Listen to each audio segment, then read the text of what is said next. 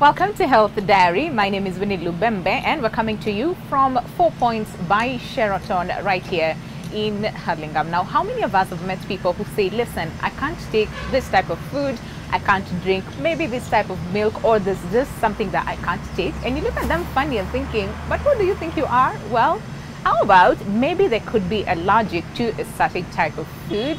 I know. Well, there's so many people out here who are suffering with allergies, and of course most of them do not know what exactly they are allergic to. Not fret, because today's discussion is all about food allergies, so you want to stick around until the end of the show to get to understand more about food allergies and what you need to do in the event that you develop an allergic reaction. All that is coming up after this fact of the matter.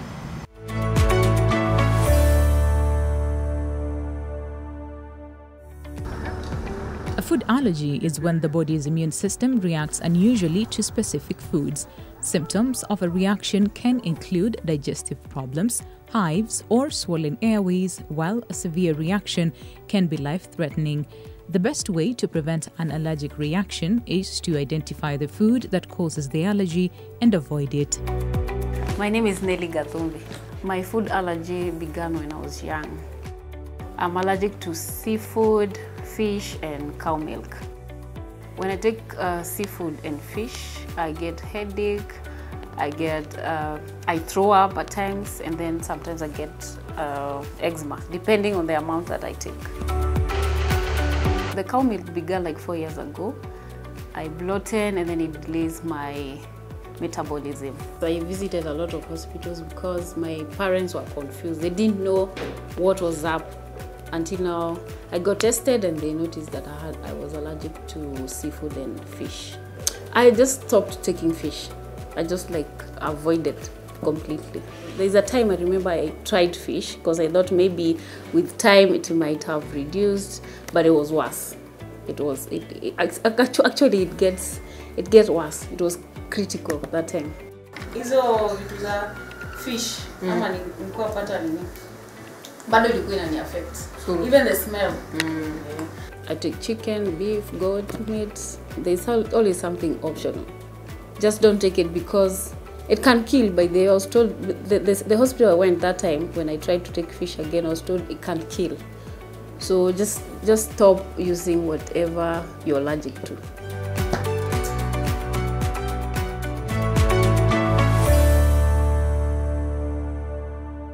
All right, so let's get to understand more about food allergy and what are some of the important things that you need to understand as far as food allergies is concerned. And of course, to help us with the conversation, we have Dr. Priya Bori, who is an allergist, if I can say that. It's good to see you once again. Thank you very much for joining us. How are you doing today? Very well, After a long while, huh? It's been a while. Yes, but it's so good to see you again. Wonderful And we also have Christina Chanya Linjo, who is here to also share her experience as far as this allergies is concerned. And it's so good to see you once again. It's like, can we have a group hug? Because it's been a minute, right? Yes. But we're so grateful as well to you, Christina, really for coming by today. So, Dr. Priya, what is it that you consider as a food allergy? Any adverse reaction to food is recognized as that it might be caused by an allergy. You could react to foods either by having intolerances, where the body doesn't produce enough enzymes to break certain foods down, and those are intolerances. Or the body's immune system, which is what is there to protect us against infections and, to protect us against foreigners, becomes dysregulated and then starts to fight against innocent things like foods. And that would be termed a food allergy. Yeah. So it's nice to know the difference between an intolerance and a food allergy, because obviously when the body's immune system is fighting, then the risks of severe reactions and increasingly severe reactions over time can become significant. All right, Christina, for you, and of course the first thing that I asked you is like, what type of food allergy exactly do you have, or is it like multiple? Which one are you dealing with? The two main ones are wheat and cow milk allergy. Okay. Yeah.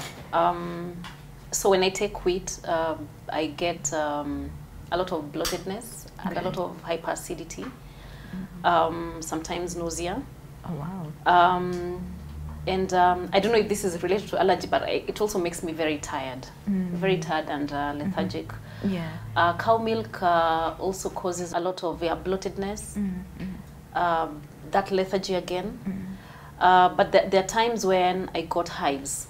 Like when I took wheat, I got hives. My whole body was, you know, had that reaction, the red raised rash. That was really, really uncomfortable. Yeah. My lips would swell, and my face.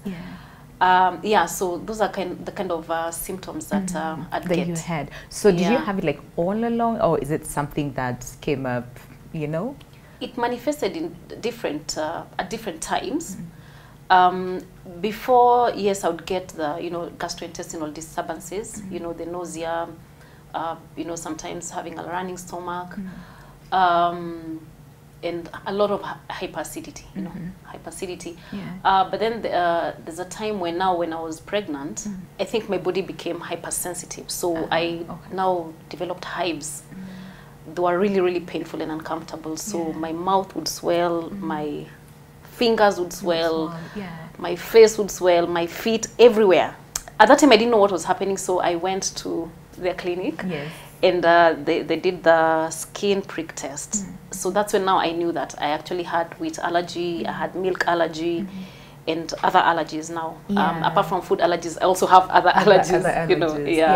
Okay. And Dr. Priya, for those people who just say, I get bloated, I feel a bit uncomfortable here and there, is that an allergy, or what is that? That's likely to be a gluten intolerance. Okay. A lot of people struggle with gluten intolerance, and they will describe bloating, gas, discomfort when they eat gluten-based products. And if you take gluten-free diets, they then resolve with their symptoms, and they're comfortable, and they're able to, you know, live very good normal lives. Actually, pregnancy is like a stressor, and stress can trigger allergies and worsen allergies. So her pregnancy stressed her body in some ways, and then triggered or worsened and exacerbated her wheat allergy, which I think was probably a genuine wheat allergy. So at what point then do you develop allergies? It can be any age that a person can present.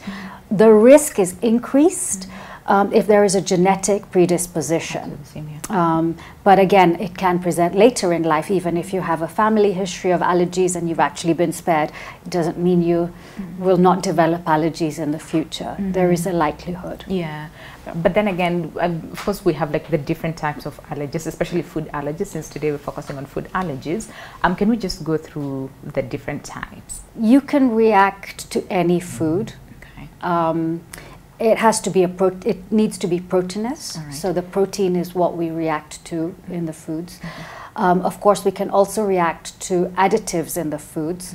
We call them pseudo-allergens, so the artificial colorings, additives, flavorings, and preservatives. And foods use two different methods by which they cause allergy. She talked about the skin prick test. That test looks at the antibodies that we produce against specific foods. So that is one method by which we which helps us get to the bottom if there's an IgE, which is the antibody-mediated food allergy. But there's also a non-IgE mediated, which the understanding about the genuine mechanism is less well understood, less well known what exactly it is, but it's thought that the cells are involved, and multiple cells are involved in eliciting these allergic food reactions. And you said it has to be protein or proteins, right? Why? Why exactly proteins? Because I don't hear a lot of people reacting to like fruits, although there are some who react to like some certain type of fruits. There are proteins in fruits too. And we see a lot of allergy to many different fruits, from bananas and avocados through to mangoes and oranges and you know, other very innocent vegetables like carrots. And we have patients with anaphylaxis, which are life-threatening reactions to all sorts of foods because there is a small amount of protein in everything. I think that's what it reacts. It's what it recognizes, and it's got surfaces. The proteins. I mean, the small elements within the protein are what the body recognizes, and this is how we react. And this is how we recognize other surface molecules on bacteria and viruses and fungi, and the body knows how to look for these specific features or surface markers on things, and the proteins or these small proteinous antigens are on the surface, and the body can see them and identify them. Yeah, all right. But then you really need to do like proper tests then to understand what exactly someone is dealing with. So, and Christina, for you, was it easy to pick and say, oh, I took wheat, then this could be the reason why I had this reaction, or you had to do a lot of, you know, sifting to really get to understand what exactly you're reacting to? It wasn't really easy to pick. Yeah. Because first of all, you eat so many things. True. You know, in a day you can eat so many different things. So it wasn't very easy to pick. But then now, as I read about allergies, and of course, after I visited the clinic, that's when, and also, you know, our family has a history of allergy. So Dad, for example, was able to advise me to start, you know, doing some elimination yes. kind of thing. In fact, wheat was the last thing I could think of. You know, maybe I thought maybe it's milk or something, I don't know, or maybe the environment. But something in the environment, sorry. But now when I did the allergy test is when now I was able to actually pinpoint this is exactly what is causing these reactions. Yeah. Also your children, right, have some sort of allergy as well. Is it exactly what you're dealing with, or theirs is a bit different? So both my children were born with milk allergy, cow milk allergy, and also some wheat allergy. The other one has an additional allergy, chicken allergy. Yeah, so my children have those allergies. All right. Yeah. Dr. Priya, let's just talk a little bit about the aspect of genetics. How? So there are genes that code for different things, and there are allergy genes that, you know, there's a change somewhere along the genetic composition, and it then follows through with families. And if there's actually demonstrated beautifully that if there's no family history of allergy, there's a 12% chance of an individual developing allergies at any point in their life. As the more number of people, or the increased number of people have allergies in the family, the higher the risk. And if both parents have the same allergy, so for example asthma, their children have a 72% chance of developing an allergy. Yeah, that is very interesting. How about we take a break? But of course, I still have so many questions as far as allergy is concerned. And for you, Christina, it's now that you did the elimination thing, right? But then again, so one child reacts to this, but then again, the other one does not react to the same, and yet they have the same genes. It's a lot. But let's take a break. When we come back, we still have a lot as far as food allergies is concerned. This is Health Diary. Stay with us.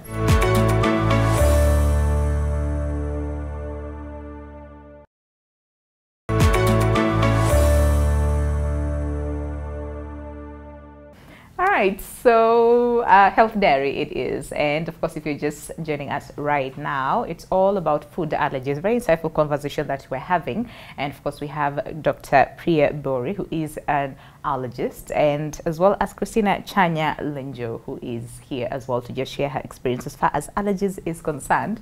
And Dr. Priya, before we went for break, you know, there was a lot as far as, and especially for Christina's children. So one is allergic to chicken, the other one is not. They have the same genetics, and it's just, right? Why is this the case? The genetic predisposition is to develop allergies. Yeah. And there is a host of different allergic manifestations. So some may have asthma, some may have eczema, and even if you're from the same family, different people and different members of the family may have different manifestations of allergic disease. One of the things we always ask when we meet a patient who has allergies, we want to know about other members of their family, because it tells us how high risk are they for developing more allergies in the future, and their current status, and it gives us a lot of information about this patient themselves. Yeah. Okay. And the same patient can have changing and altering states of allergy and manifestations of allergy over time. Yeah. And there's a higher risk, and there are patterns of allergies that we see in children as they grow older. Okay. So Christina, for you, your kids, in terms of the presentations, you know, as far as allergies is concerned for them, what exactly do you see when they're having a reaction? For my firstborn, she had, she'd throw up whenever she'd take anything that had dairy, so she'd throw up, get a bloated stomach, she'd get a running stomach for days, you know, like even 7 days until it all cleared. Yeah. I mean, until it would all clear. She'd also get some wheezing. At times she would wheeze. And then she'd also have swollen adenoids and tonsillitis. Okay. And then she also had eczema. Yeah. Yeah. My second child would get eczema, but not as my first child, sorry. But like as I mentioned earlier, he gets a rash when he takes chicken. When he takes wheat, he will get mouth sores and swollen tonsils and adenoids. So he'd have a lot of, you know, difficulty breathing and nasal congestion. Yeah, basically. Yeah, Yeah. those are some of the reactions. Some And of the talking about reactions, yeah. eczema, which we don't hear a lot as far as allergy is concerned, and yet we have so many people who are struggling with eczema. So is it different? Is it the same, Dr. Priya? It's likely to be a food allergy. It could be an environmental allergy. It could be both. We see a lot of patients, especially older patients, who may have a component of food allergy as well as environmental allergy. Managing the dryness of the skin is very important, and that's the fundamental principle, is managing the dryness of the skin. But on the other hand, what is triggering the itching and the rashes and the flares, and especially for patients who have uncontrolled or moderately to severe eczema, I think there is great value in testing for cause. Yeah, I'm just trying to think how challenging then it must be, you know, because you have to be very careful not only with the food that you eat, but also, you know, the environment as well. Yeah, and even with food, it's very tricky. For example, wheat. Yeah. When I was told I had wheat allergy, you know, I walked into a supermarket and I realized that there are so many products with wheat. Absolutely. Like almost 90%. And I was so distressed. I think I went into a depression, you know, just thinking, what am I going to eat? Yes. Because you find wheat in pasta, wheat in soy sauce, you find wheat in sausages, you find wheat in even ice cream. So you have now to be very careful about even what you buy. So you're always looking at the... I'm looking at the labels, you know, and sometimes labels can also be deceiving. Absolutely. Because when they say modified starch, probably that's even wheat, that's good, you know. Yes. And me, I'm thinking modified starch could even be corn flour. It becomes very tricky. Yes. It becomes very tricky, even the way I manage myself. So I have to actually look at the labels, read them, so that I now pick the item and make a decision to pick this item and not this other one. I'm really curious about then your family as a whole. It was like different people react differently to different things. But before that, wow. So Dr. Priya, and we also have people who get like very severe allergies that, again, you know, is very life-threatening. So why is it that we have some people, for example, you know, for Christina, she might have like hives and, you know, after a while it disappears, but someone has to be rushed to, you know, to the hospital? So reactions can be from mild to moderate to severe to life-threatening. That's the spectrum of disease. And some people are just develop, maybe they're just the predisposition, the genetic predisposition, the degree of reaction that they have has been so severe that and it affects multiple body systems, or more than one body system is what the definition of anaphylaxis or a life-threatening reaction is. So if that happens, then that patient needs to be rushed to hospital. They need to be trained how to take care of themselves. And is because you can't predict the severity of a reaction. If you've had a severe reaction you know, like with all the swellings and the risk, of course, of progression. If there have been multiple system involvement, you always want to be cautious with those patients. They have to be very, very careful, because the risk of a future reaction being severe, we cannot predict which patient is going to move on and in a subsequent reaction have a more severe reaction. Absolutely. It's not possible. And then can you outgrow an allergic reaction? For Christina, at some point you had like what, a reaction to beef, but now Yeah, you I can had a reaction tolerate to it. beef. Yeah. Sometimes when I take beef, after a few hours I'll notice that probably my fingers are swollen, Ah, okay. but I wouldn't get hives like, you know, all over my body. Yeah. But I was made to understand that that could also be something that probably the cow ate, you know, Oh, that now you're reacting. that I'm reacting to. to. Yeah, because you react to very many things. As I said, I have, apart from food allergies, I There's have a got lot of other allergies things to that you- drugs, to Yeah. the environment, Yeah. to fabrics. I so, think we should yeah. have like another show on like another different type of allergy. Just right? Christina. Just Christina. Oh, just for me. Yes, but yeah, but Dr. Priya, really, do you Yes. have instances Yeah. where, you know, people just outgrow allergies? Absolutely, especially and that's the good news, Yeah. is that, you know, you may react to something and over time your body develops immunological tolerance to it, and you're able to then take it, maybe not in excess amounts, but your body will be able to take it in the future in reasonable portions and not necessarily in excess amounts, but your body can tolerate it. Equally, you may clear that and then develop some new sensitizations in the future to something new, or that whole pattern of allergies changes, and then of course the rest who remain persistent. So we always tell our patients that we can't predict. Don't ask me when you are going to outgrow your allergy, or if you are. What we say is we're hopeful, and we will go through this together. Yes. You know, we're here, and we will help you assess and follow up over periods of time, which of course is very important, because if you don't follow up, you don't know That's the thing, yes. whether or not you have cleared it, and you don't want to be trying things on your own. And very quickly, in terms of like the cost aspect, and I think I'll take that as your parting shot in terms of, you know, cost. What do we do? Is it preventable? You don't control your genetics. What we know is that if you have allergies, it's a good idea to find the cause, and then you can manage your allergies very well, whether it's asthma, upper airway allergies, allergic eyes, gut allergies, or skin allergies. If you can identify the cause, you can have a very good quality of life. Yeah, and of course, Christina, living with the same, you really understand the impact of the same. So what would you tell to the people, and what would be a call to action? Basically, what I would advise people is, if they notice something like a reaction to a foodstuff, whatever it is, then they need to take action.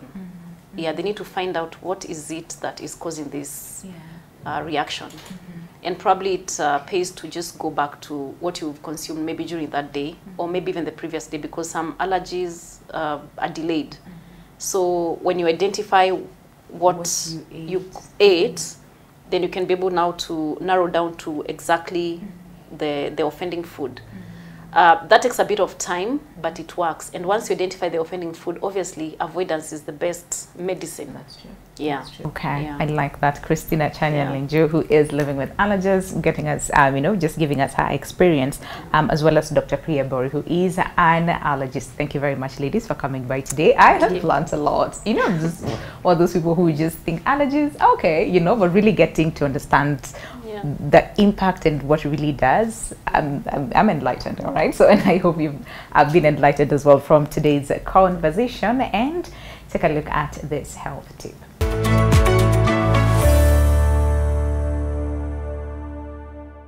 Sensitivity is one of the most common dental problems. When you have a cavity that has reached the middle layer of the tooth, which is called the dentine, it can give you sensitivity. It can also be caused by gum recession. That means the gum is running away from the tooth, exposing the root of the tooth.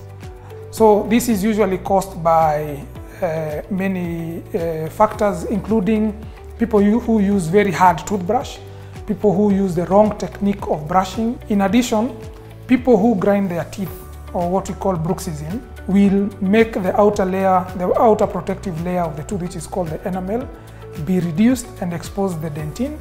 And therefore it is important to visit your dentist so that they can do a proper diagnosis, and from the diagnosis they can be able to give the proper treatment.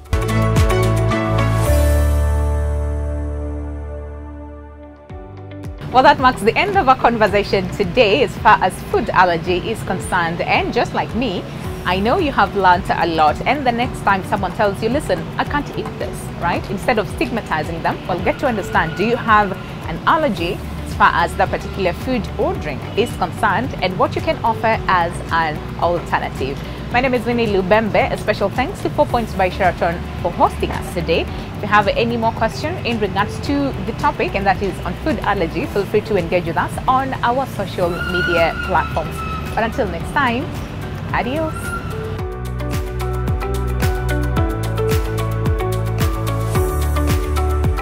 Well, that marks the end.